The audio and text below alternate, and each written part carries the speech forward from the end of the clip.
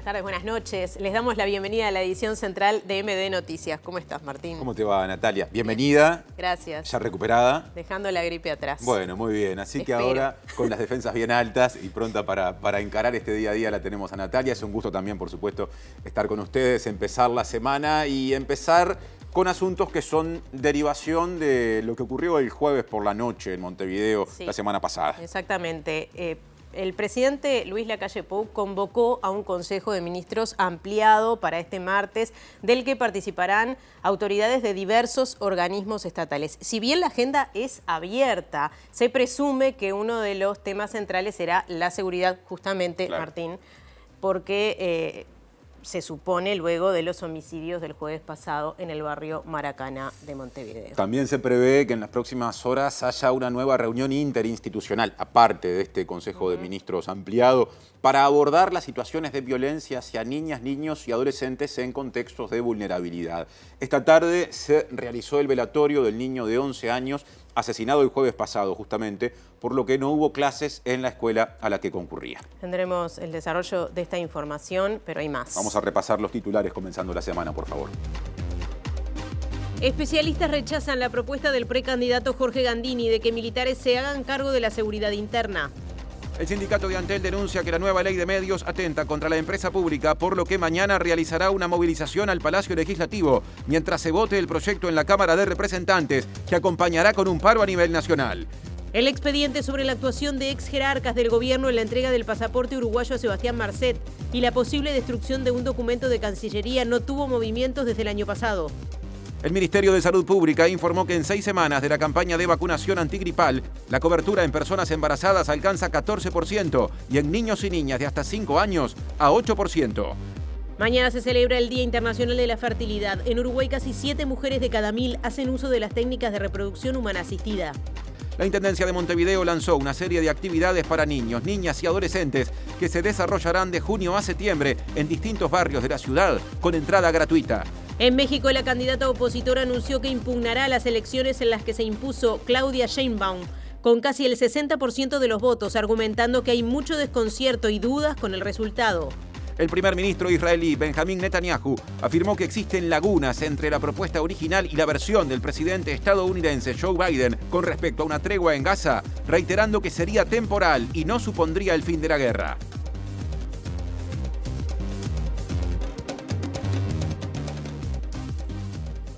Tengan en cuenta que también estamos en vivo en YouTube y en la web de TV Ciudad, tvciudad.uy y mediante Uniradio, en ese caso a través del 107.7 de FM para Montevideo y el área metropolitana y de su web que es uniradio.edu.uy. Ahora Natalia le pide adelantos a las y los mobileros.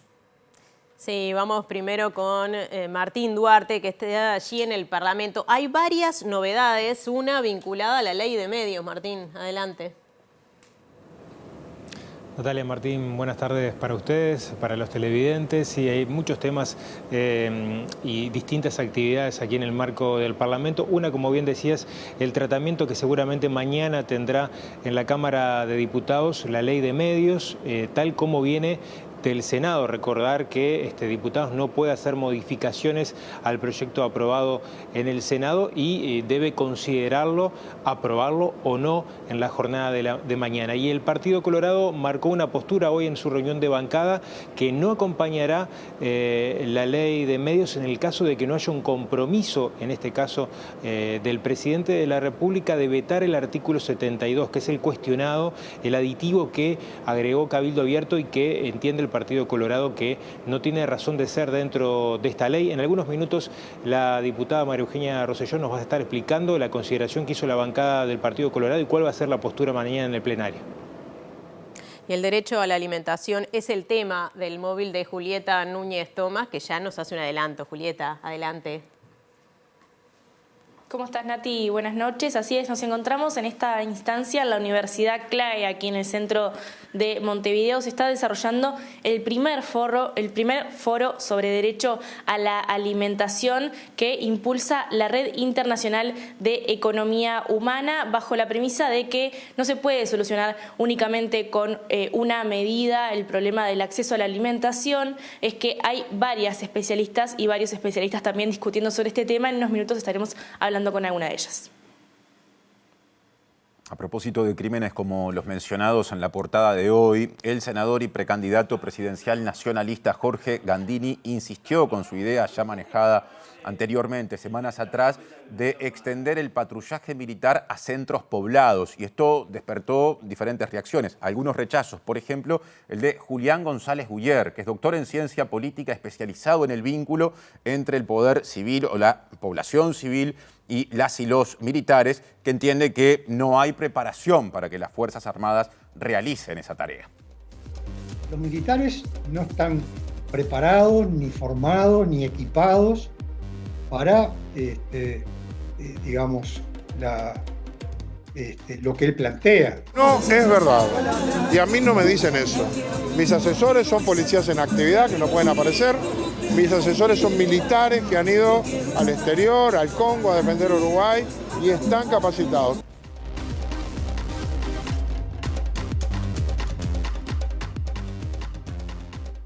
Con el desarrollo de la información, empezamos por nuestro tema de portada. Sí. El presidente Luis Lacalle Pou convocó para mañana a un Consejo de Ministros ampliado que incluirá la participación de autoridades de diversos organismos del Estado. Como decíamos hace un ratito, la agenda será abierta, pero más allá de esto se presume que la seguridad va a ser uno de los temas centrales de este encuentro.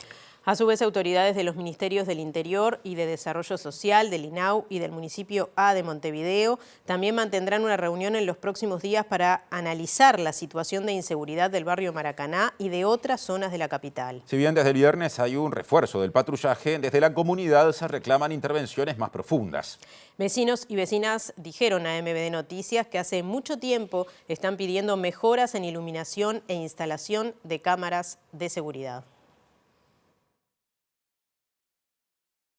Naturalmente este tema, como de hecho ya lo vimos y lo escuchamos, se ha instalado en la discusión política en el marco de la campaña electoral. A propósito, la precandidata presidencial Frente Amplista Carolina Cose dijo que este gobierno está en falta en materia de seguridad. Y sostuvo que si llega a ser presidenta va a liderar un proceso de recuperación de los territorios en los que hay más situaciones violentas. Tenemos que recuperar los territorios. Lo lideraría, pero además pondría a todo el Consejo de Ministros a trabajar en ese proceso de recuperación territorial, implementando, por ejemplo, en simultáneo todas las acciones del Plan País de acuerdo con el programa del Frente Amplio. Eso es lo que haría. ¿Esos territorios se perdieron en este gobierno o estaban perdidos antes de 2020? Esos territorios se perdieron considerablemente en este gobierno. Lo que importa es que hay que recuperarlos, porque no podemos naturalizar lo que está pasando. Y por eso le dije a su colega que como presidenta lo que haría es personalmente liderar el proceso de recuperación territorial con todo el Consejo de Ministros, todo el gobierno encolumnado, llevando adelante la implementación del Plan País. ¿Le falta liderazgo en este tema de la calle? Falta trabajar. ¿Esperaba un mensaje del presidente tras lo sucedido? A mí lo que me importa más que las declaraciones son las acciones. Por eso, frente a la pregunta de su colega, digo, hay que ir a los lugares, hay que trabajar, hay que encolumnar a todo el Consejo de Ministros e implementar medidas concretas en varios campos. Disminuir violencia, disminuir desigualdad, aumentar convivencia. Tenemos casi 3.000 personas en situación de calle en Montevideo. Algo habría que hacer. ¿Su equipo de seguridad quién es? Todo mi equipo es mi equipo de seguridad, porque lo que hay que hacer es encolumnar a todo el Consejo de Ministros detrás de un tema. ¿Pero incluiría a Leal, por ejemplo, o a otros integrantes que están con Orsi que estuvieron en gobiernos anteriores del Frente Amplio? Eso es un tema en la configuración de gabinete, si es lo que me está preguntando. Hoy lo importante es el problema, no cuál va a ser mi gabinete. Eso es lo importante.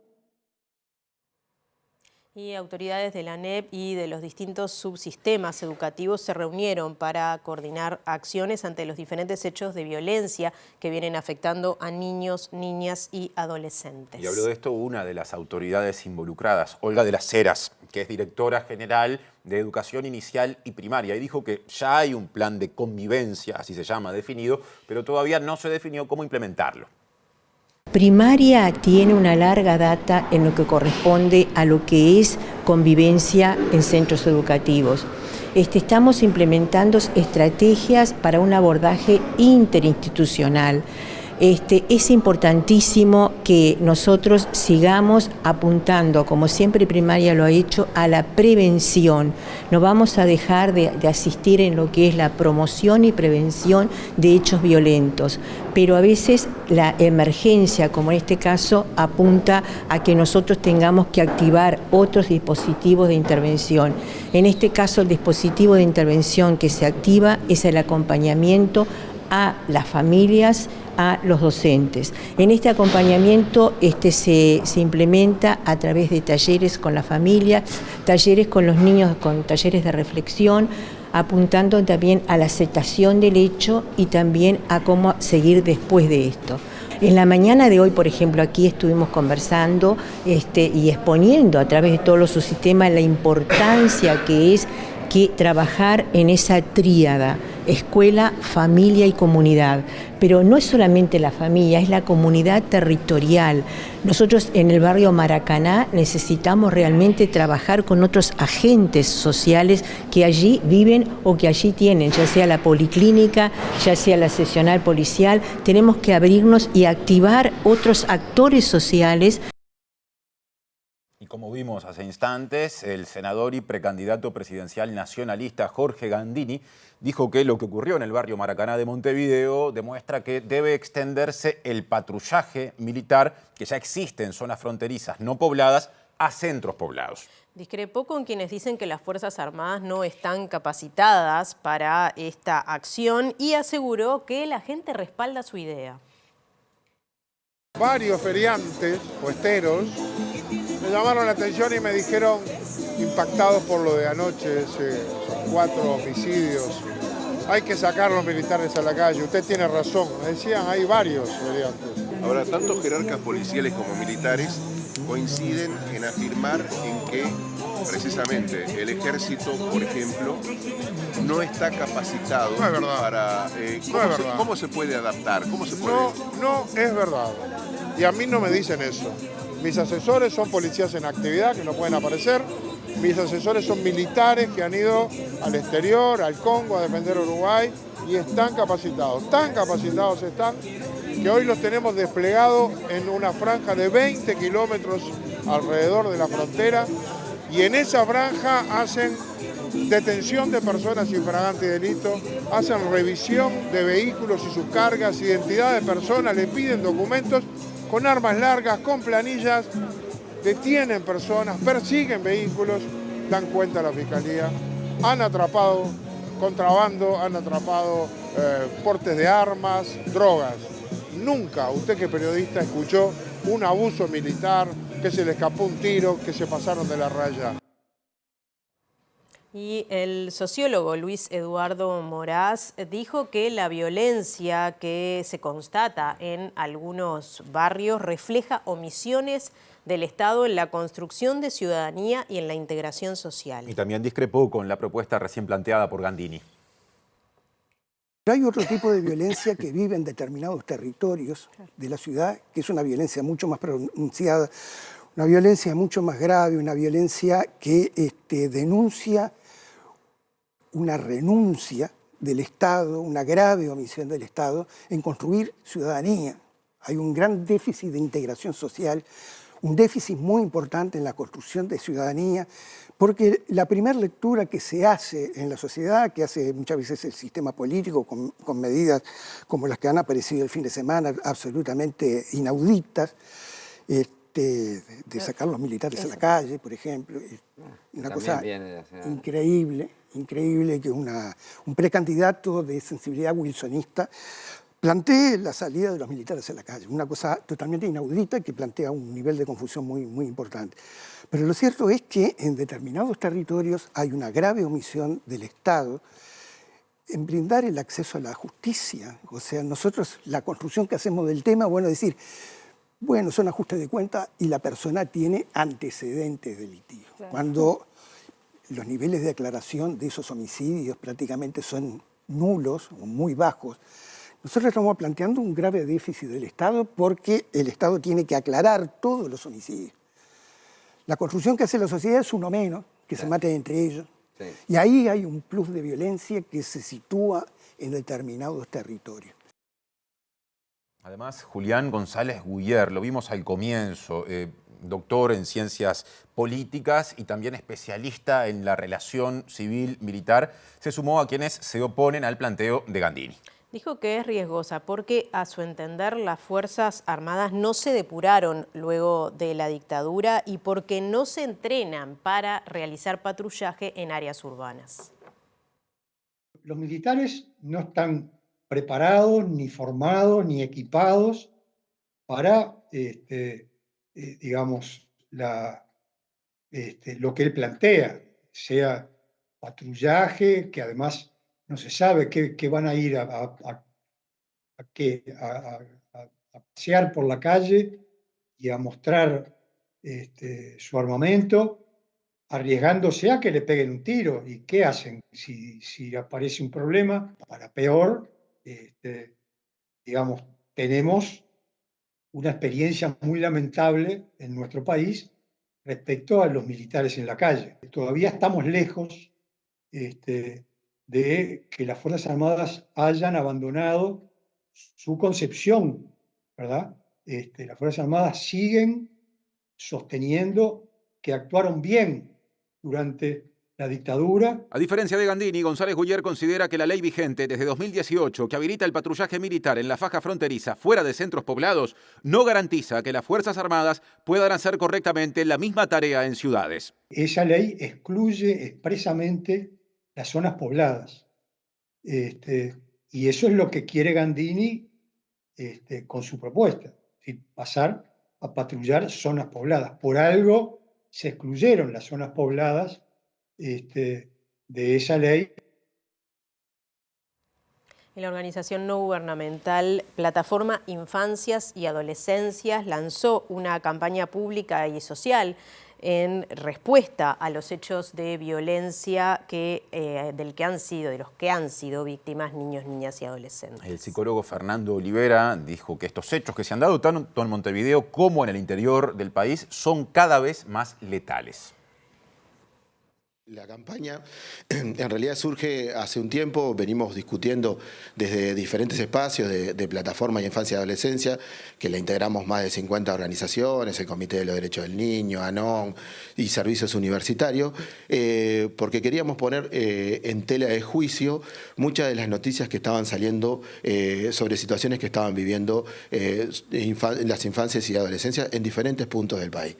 Esta campaña intenta poner como en tela de juicio son balas perdidas, son enfrentamientos de banda, son disputas de territorio, para visibilizar muchas de las situaciones de violencia que están viviendo nuestros niñas y adolescentes, sobre todo las más vulnerables en todo el territorio nacional. En mayo largamos esta campaña y sacamos 3 placas en 3 semanas.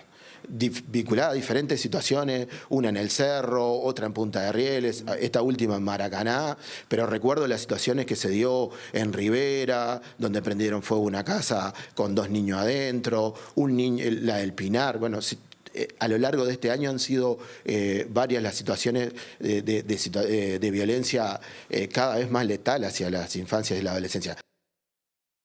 Presenta Antel Empresas. ¿Tenés Antel? Tenés un socio para hacer crecer tu negocio. Es tiempo de móvil, llama el Palacio Legislativo, allí está Martín Duarte que nos contará por dónde viene la agenda. Adelante, Martín.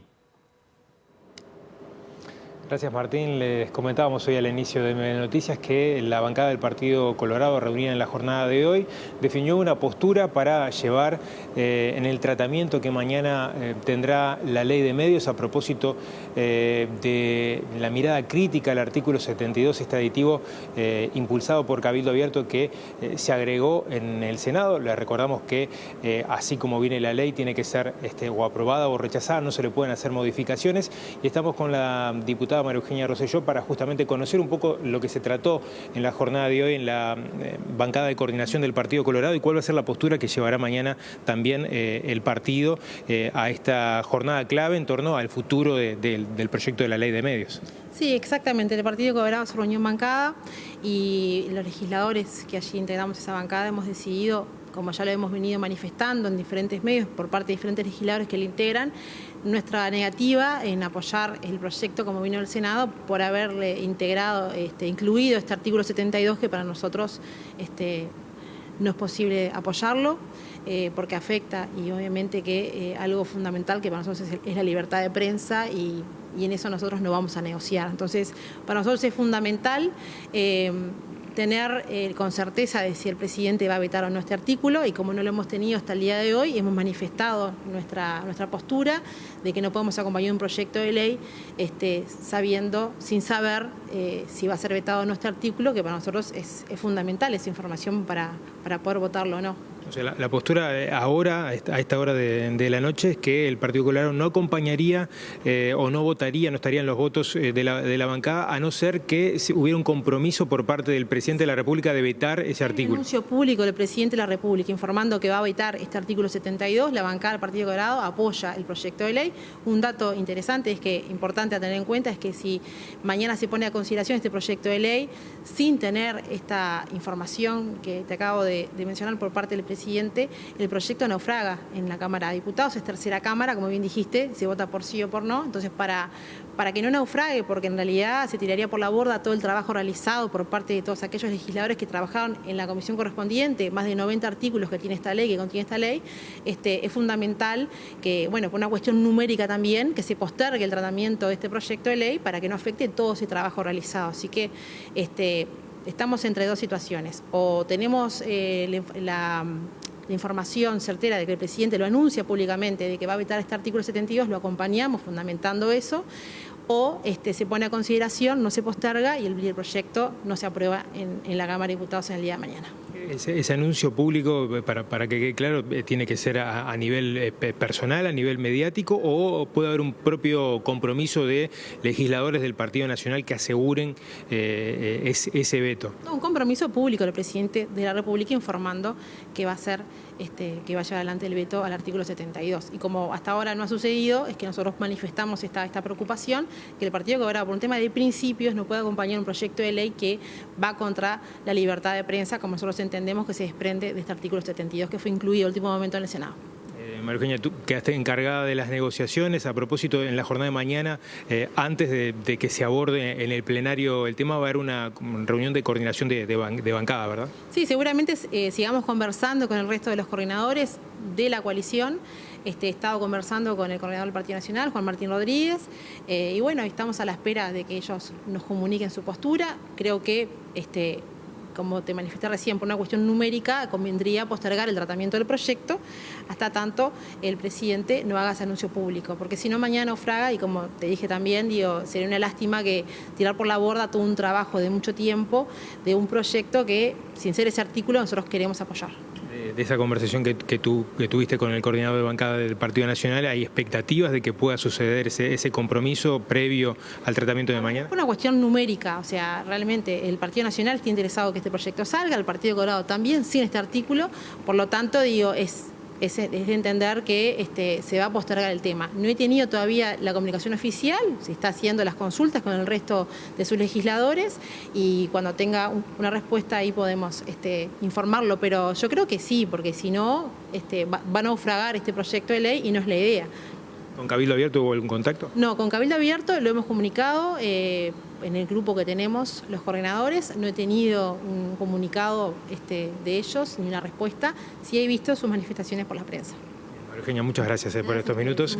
La diputada del Partido Colorado, manifestando cuál es la postura que llevará en la jornada de mañana el Partido Colorado a la votación del proyecto de ley de medios y en función también de lo que espera la comunicación pública del presidente, el compromiso público de vetar el artículo 72 para que se haga efectivo el apoyo de la ley por parte del Partido Colorado.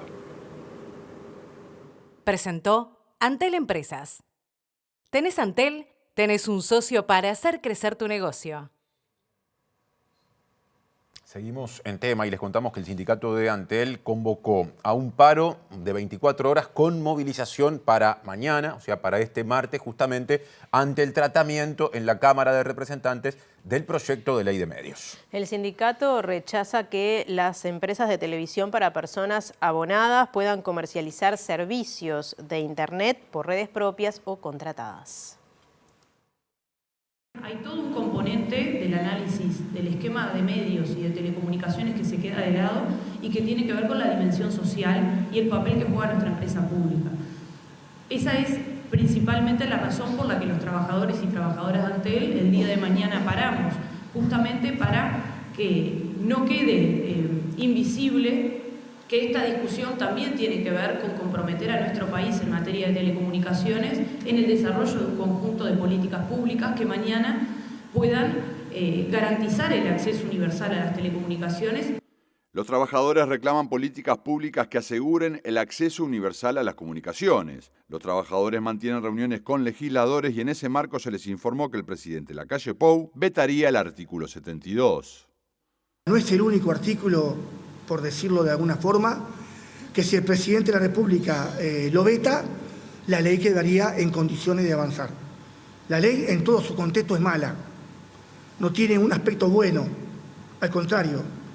Para todo lo que tiene que ver con el proceso de Antel, su desarrollo, el alcanzar con las telecomunicaciones a los hogares más sensibles de la sociedad, como lo ha hecho Antel hasta ahora, el Universal Hogares y todo lo que tiene que ver con la comunicación, está en serio riesgo con esta ley. Cambiamos de asunto. La investigación sobre la actuación de ex jerarcas del gobierno en la entrega del pasaporte al narcotraficante Sebastián Marcet y la posible destrucción de un documento no registra avances desde el año pasado. Las últimas novedades, resumiendo, fueron la comparecencia o las comparecencias del hoy senador nacionalista y ex ministro del Interior, Luis Alberto Heber, del ex canciller Francisco Bustillo y también del ex jefe de la custodia presidencial Alejandro Astesiano, que compareció en su momento como testigo. Si yo hubiese accedido a lo que me pedían, hoy seguiría siendo subsecretaria, pero habría cometido un delito. No dormiría tranquila y creo que la dignidad está por arriba de cualquier cargo que uno pueda tener. Yo la pasé horrible, créanme. Eso declaró el 1 de noviembre pasado la ex subsecretaria de Relaciones Exteriores y actual precandidata presidencial colorada Carolina H., al fiscal de Delitos Económicos y Complejos Alejandro Machado. Tras detallar una serie de hechos que incluyeron presiones para que pierda su celular, borre chats presentados como prueba y un documento certificado que ella entregó al director de Jurídica del Ministerio. Luego de eso, el entonces asesor del presidente Luis Lacalle Pou, empleado de Conmebol y actual asesor del precandidato Álvaro Delgado, Roberto Lafluf, le dijo que destruyó el documento y que debía volver a presentarlo. Tanto fuentes de fiscalía como abogados de algunos de los ex jerarcas confirmaron a MBD Noticias que el expediente no ha tenido avances y que tampoco está prevista alguna acción a corto plazo. El fiscal Machado prioriza definir sobre el caso referido a la expedición del pasaporte a Sebastián Marcet y otros expedientes que tiene su sede, añadieron las fuentes. A fin del año pasado se manejó en diferentes medios que Machado citaría al presidente Lacalle Pou por estar presente al inicio de la reunión en la que Lafluf le pidió a H y al entonces subsecretario del Ministerio del Interior, Guillermo Maciel, que borrara chats donde mencionaba a Marcet. También se esperaba que el fiscal citara a Lafluf por la presunta destrucción de un documento presentado por H en el que estaban protocolizados estos chats, pero hasta ahora no ocurrió. Bustillo renunció tras hacerse públicos los mensajes en que le decía a H que perdiera su celular. El exministro es funcionario de Cancillería, por lo que sigue en uso de licencia, y el actual ministro, Omar Paganini, no ha decidido qué función cumplirá. Por su parte, Luis Alberto Heber retomó su banca en el Senado y Maciel es asesor de un director nacionalista en ANCAP. Según declaró H en Fiscalía, todos ellos, además de los ex directores generales de Secretaría del Interior Luis Calabria y de Cancillería Diego Escuder, el director de prensa de Cancillería Horacio Abadí y el jefe de gabinete y enlace de inteligencia, ahora embajador en Alemania, Fernando López Fabregat, participaron en una reunión previa a la interpelación que impuso el Frente Amplio en una sede del Ministerio del Interior en el Prado, en que se acordó ocultar los chats de WhatsApp entre ella y Maciel, en los que hablaban sobre Marcet, y fingir que no lo conocían cuando se tramitó su documento.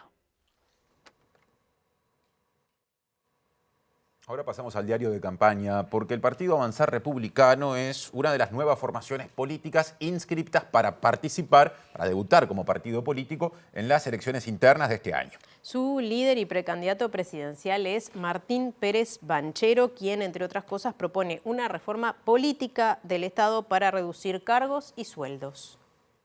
El Nobel Partido Avanzar Republicano, con el abogado y exdirector nacional de turismo Martín Pérez Banchero a la cabeza, se constituyó hace pocos meses. De origen liberal y ballista, quienes lo integran decidieron desacoplarse del Partido Colorado luego de algunos escándalos del gobierno en los que entendieron que las autoridades coloradas no fueron independientes del Partido Nacional. Un partido sucursal, un partido que pierde identidad, no tiene razón de ser. En Avanzar Republicano entienden que Uruguay necesita una reforma política que baje la cantidad de cargos y los sueldos de los políticos. Primer punto, eliminar directores departamentales. Concreto, eliminar el cargo de subsecretario. Los subsecretarios en los ministerios no tienen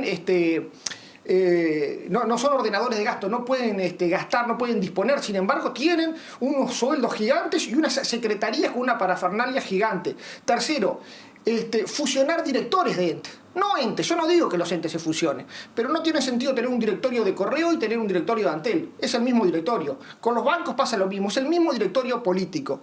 La premisa y el principio es muy sencillo. Es bajar la cantidad enorme de cargos políticos y a la vez bajar los sueldos de los cargos políticos. Que lo que motiva a hacer la política sea la vocación de servicio. Consultado sobre por qué la necesidad de constituirse como un partido para competir en las elecciones, el precandidato señaló que en Avanzar Republicano están en contra del binarismo político. Nuestro gran objetivo es que no haya un parlamento con mayorías absolutas y volver a tener un parlamento fuerte que discuta en el propio parlamento, y desde ahí justamente es donde se marca la política de gobierno. Ahora cambiamos de tema, es momento de móvil con Julieta Núñez Tomás. En esta ocasión, Julieta ya adelantó su asunto más temprano. Adelante, Juli. Así es, Martín. Seguimos en el Foro de Derecho a la Alimentación organizado por la Red Internacional de Economía Humana y estamos con la doctora Claudia Romero, que recién terminó su exposición. Claudia, ¿cuál es el principal problema en el acceso al derecho a la alimentación en nuestro país? Bueno, nosotros estuvimos manejando justamente en el foro esta cuestión del concepto de inseguridad alimentaria que nos preocupa mucho, no solo por lo cuantitativo, sino por lo que determina, ¿no? Por el impacto cualitativo que tiene. El acceso, la dificultad, que está cruzada también con la pobreza y con las limitaciones de ingreso que nos permite acceder, pero además eso cómo repercute en la infancia y en la adolescencia. Vos estudiaste particularmente, justamente como pediatra que sos, el impacto que tiene la malnutrición en todos sus aspectos, en todas sus características, digamos, porque no es únicamente la falta de una buena alimentación, sino hay otros tipos también de malnutrición. ¿Cómo impacta eso, sobre todo en el desarrollo de niños y niñas, ¿no? ¿Cuáles son las principales consecuencias?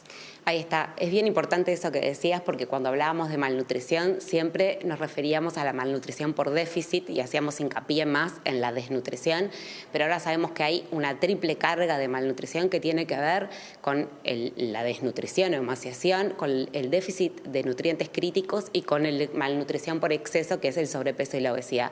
Pero cuando hacemos referencia sobre todo a los nutrientes críticos, sabemos que hay algunos elementos, vitaminas, minerales, que son indispensables para el desarrollo neurológico. ¿Qué quiere decir esto?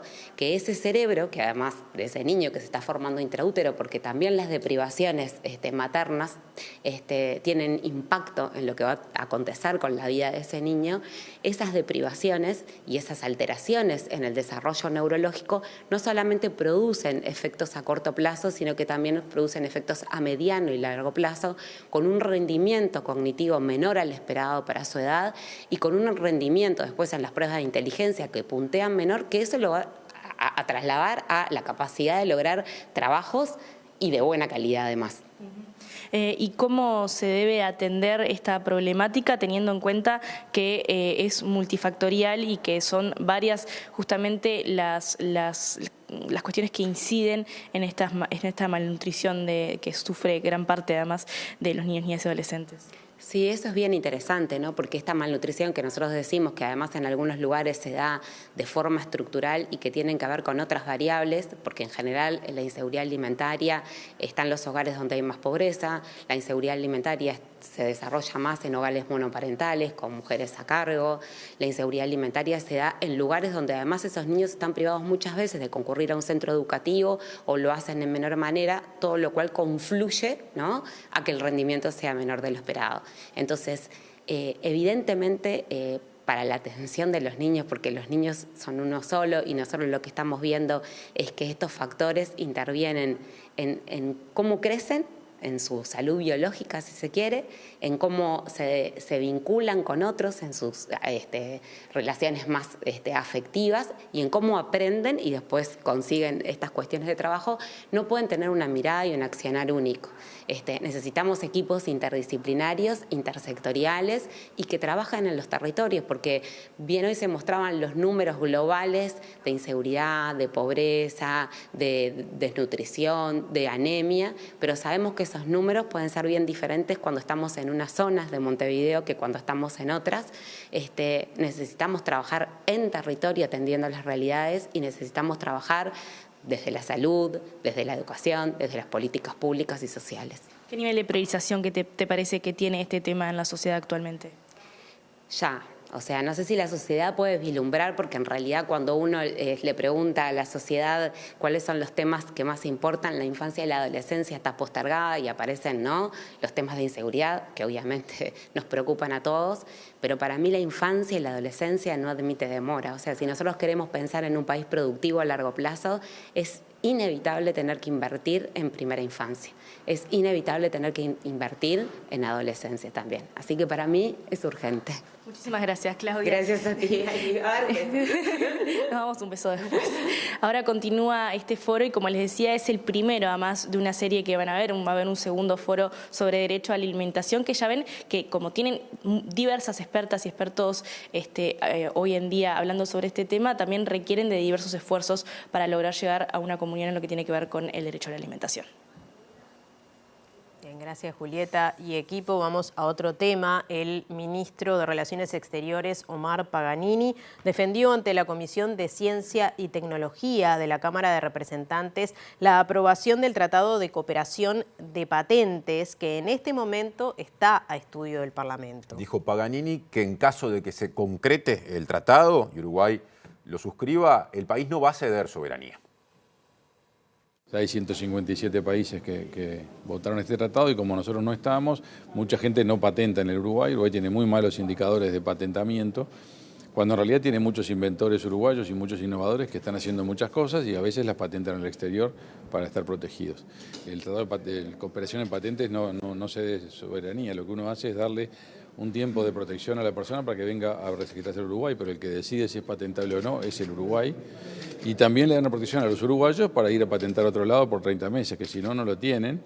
Y en realidad los mercados interesantes son todos, entonces si solamente voy a estar protegido en Uruguay, prácticamente mi innovación no tiene tanta fuerza. Así que estar en el Tratado de Patentes le da más fuerza a los innovadores uruguayos.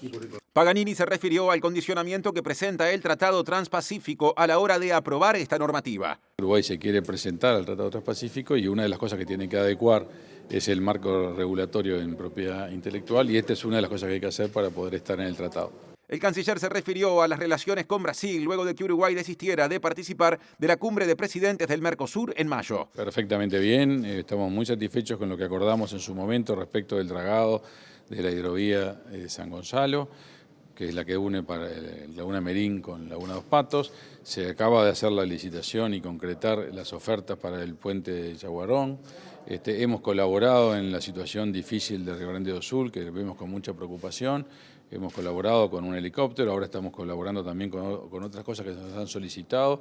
Las relaciones son en ese sentido de primer nivel, no vemos una dificultad por ese lado. Presenta Mercado Agrícola de Montevideo, en el corazón de un barrio donde late la ciudad. Mercado de Historias. Mercado de Historia.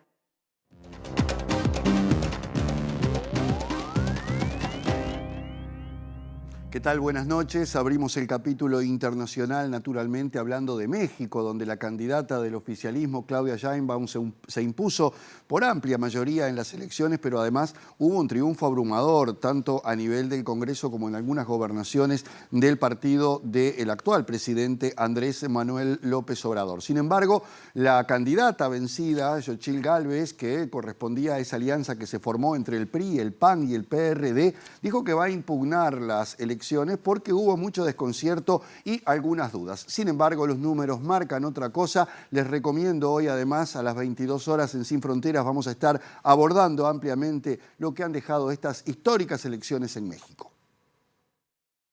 Xochitl Gálvez, ex candidata presidencial por la coalición Fuerza y Corazón por México, anunció que presentará impugnaciones a los comicios celebrados en la víspera, en los que triunfó la candidata oficialista Claudia Sheinbaum, afirmando que estaba al tanto de que hay mucho desconcierto y muchas dudas y que los resultados causan sorpresa, por lo que deben analizar lo que sucedió, según indicó.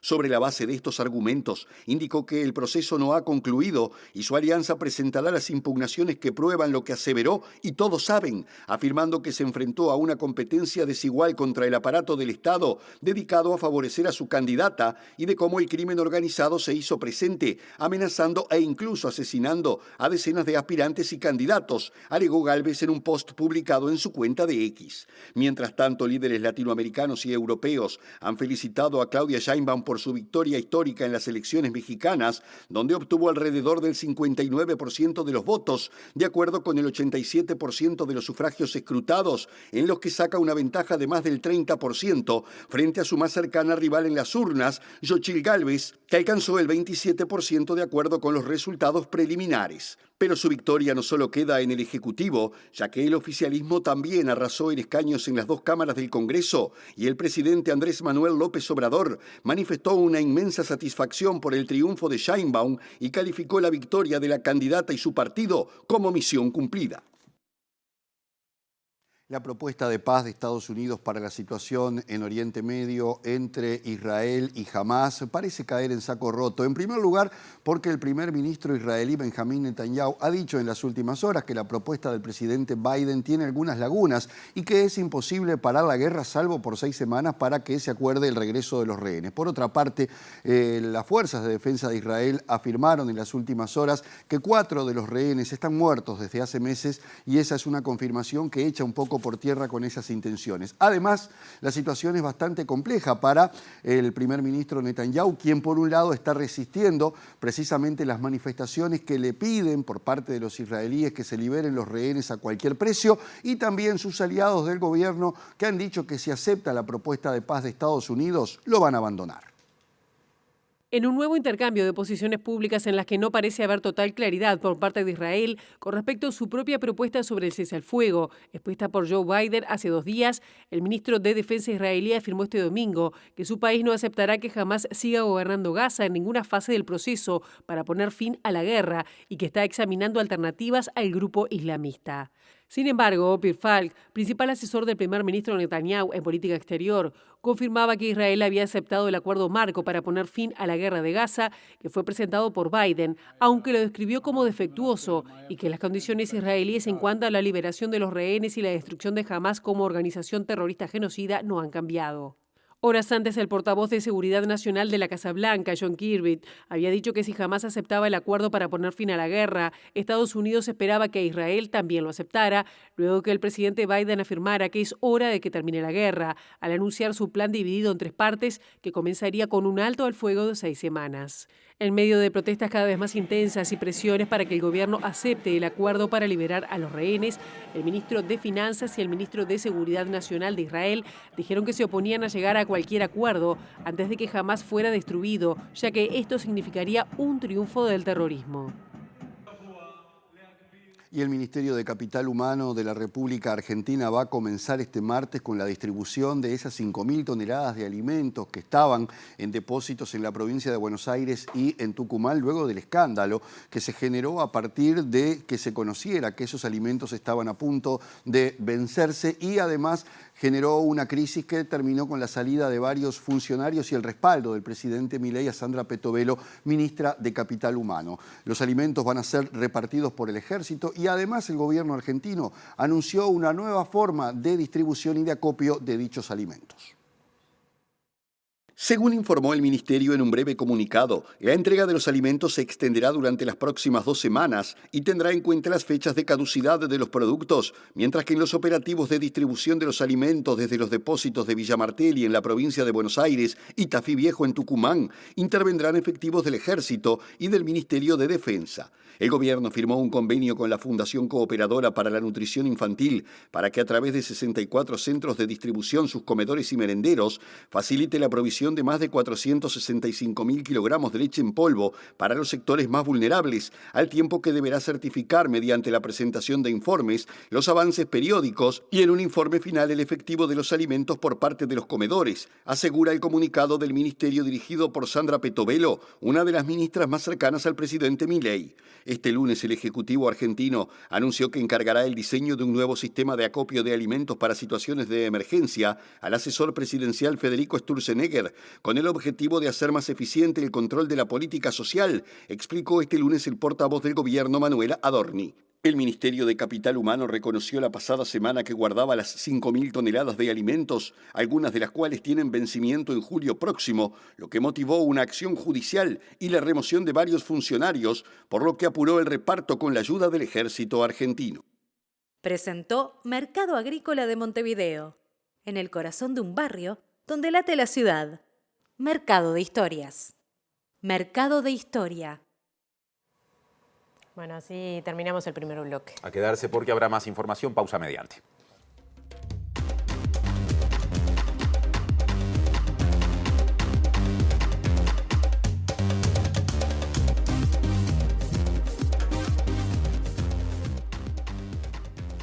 Este es el segundo bloque de la edición central de MBD Noticias en TV Ciudad. Y les contamos que Carolina Cose dijo que durante este periodo de gobierno hubo retrocesos en salud, tanto en las políticas antitabaco como en la complementación entre prestadores y también en la compra de medicamentos. Su propuesta de campaña, conocida como Plan País, que abarca diversas áreas, digamos, y que fue presentada recientemente, incluye en el capítulo Salud iniciativas vinculadas al Sistema Nacional Integrado de Salud, que presentó la precandidata recientemente con todos los exministros y las exministras de Salud Pública de los 3 gobiernos frente amplistas. Las y los exministros de Salud de los 3 gobiernos del Frente Amplio, María Julia Muñoz, Daniel Olesker, Jorge Venegas, Susana Muñiz y Jorge Basso, participaron de la presentación. Carolina Cose destacó que el sistema integrado de salud creado por el Frente Amplio hoy debe profundizarse, reconstruirse y llegar a la educación. En ese sentido, hizo varias propuestas. Hacer mucho énfasis en la cercanía y para esto generar policlínicas barriales en el territorio de manera que haya un primer centro de atención, un centro de atención de primer nivel cada 1.500 personas aproximadamente. Y para poder lograr eso es obviamente necesario aumentar la inversión en salud, pero también es necesario el segundo aspecto que tiene que ver con la complementación, cercanía y complementación. La complementación entre los prestadores privados y el prestador público no está siendo efectiva.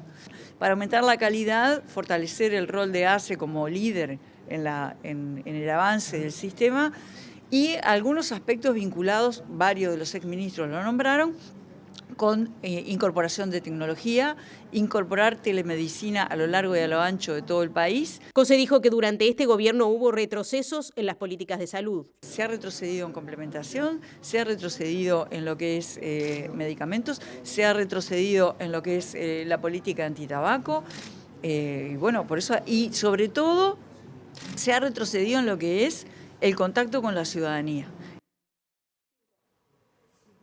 Más información vinculada a la salud. El Ministerio de Salud Pública informó que en 6 semanas de la campaña de vacunación contra la gripe se han suministrado 377.000 dosis de un total de 700.000 que fueron adquiridas para este año. También informó que la cobertura en personas embarazadas alcanza 14% y en niños y niñas de hasta 5 años a 8%. El reporte recoge datos hasta el domingo 2 de junio y da cuenta de que la segunda semana, esto es del 29 de abril, o fue del 29 de abril al 5 de mayo, se dio la mayor adhesión a la campaña con más de 79.000 dosis aplicadas. Según el informe oficial, la cobertura de la población de riesgo aumentó en todos los grupos. En las personas residentes en centros de larga estadía, la vacunación superó las expectativas y abarcó a más personas que las esperadas. Además, en las personas embarazadas pasó de 9,6% a 14,03% en los últimos 14 días y en personas mayores de 65 años pasó de 19,58% a 25,34%. Otro asunto, entre junio y septiembre, la Intendencia de Montevideo va a organizar distintas actividades para niños, niñas y adolescentes en diferentes barrios y con entrada gratuita. El objetivo es asegurar el acceso a la cultura mediante acciones recreativas, artísticas y educativas. Se concentra más sobre todo en las semanas de vacaciones, pero no solo, para que se generen actividades gratuitas y que haya un acceso a la cultura y a la expresión de muchos niños y niñas de la ciudad. Pero no solo el acceso, sino la construcción de su voz. Cada una de estas propuestas, hablábamos de varias de ellas, por ejemplo, Divercine propone generar audiovisual con la opinión de niñas y niños sobre los 300 años de Montevideo. Vamos a tener la primera Bienal de Arte Infantil y para eso vamos a generar una serie de talleres en barrios de Montevideo que le den herramientas a esos niños y niñas para expresarse.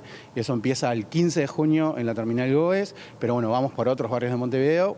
También va a haber talleres de ese espacio en el Mercado Modelo en las semanas en que se va a desarrollar Montevideo a jugar, que es a partir del 1 de julio, cuando arrancan las vacaciones. Cada una de las acciones tiene giras distintas. En el caso, por ejemplo, del Teatro en el Aula, arrancan en Florencio Sánchez, pero esa obra se va a representar, que no es solo una obra, también hay una instancia de diálogo con los, en este caso, adolescentes que participan, con las y los adolescentes que participan, que va a ser sobre historias mágicas de Montevideo, y en ese escenario vamos a recorrer todo Montevideo con esa obra para generar, te pongo un ejemplo, ahí va a estar en todo el territorio montevideano.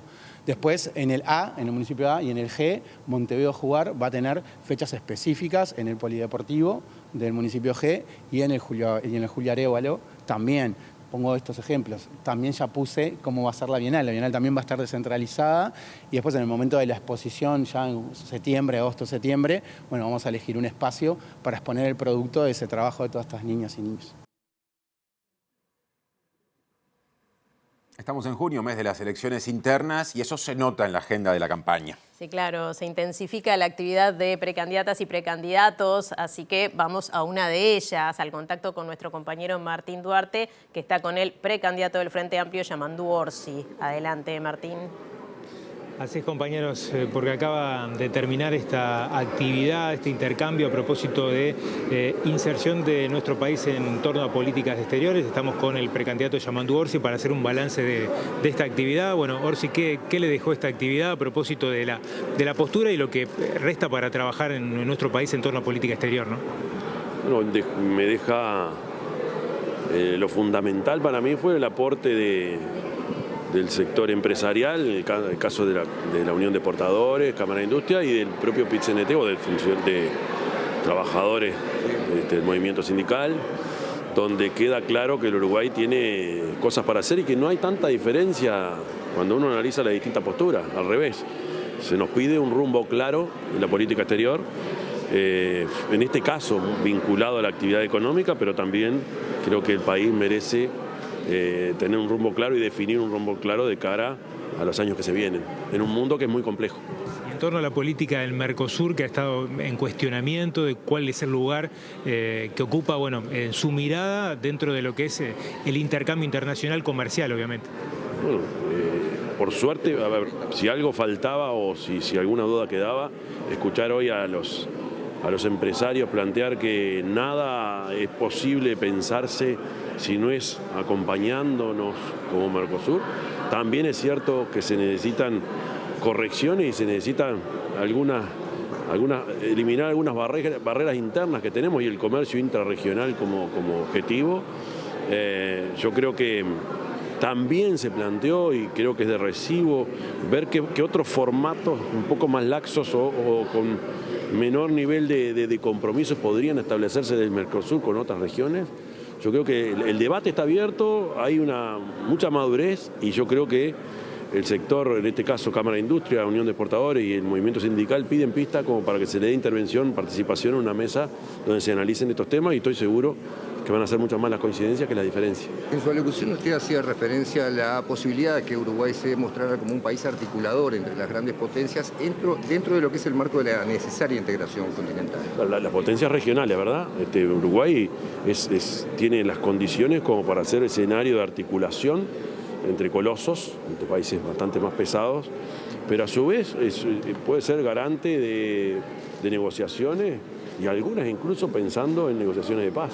Esto dice Yamandu Orsi, precandidato presidencial Frente Amplista. Gracias Martín Duarte y resto del equipo por el móvil último de la edición de hoy desde el Palacio Legislativo. Estamos llegando al final. Llegamos al final sin demasiados datos del tiempo, solamente le decimos que va a ir aumentando la temperatura y que va a estar algo nuboso. Claro, en los próximos días. Ese es el pronóstico. La certeza es que ya llega al lado B. Y mañana el reencuentro con las noticias será a las 8, a las 13 y a las 18:55. Que pasen bien. Hasta mañana.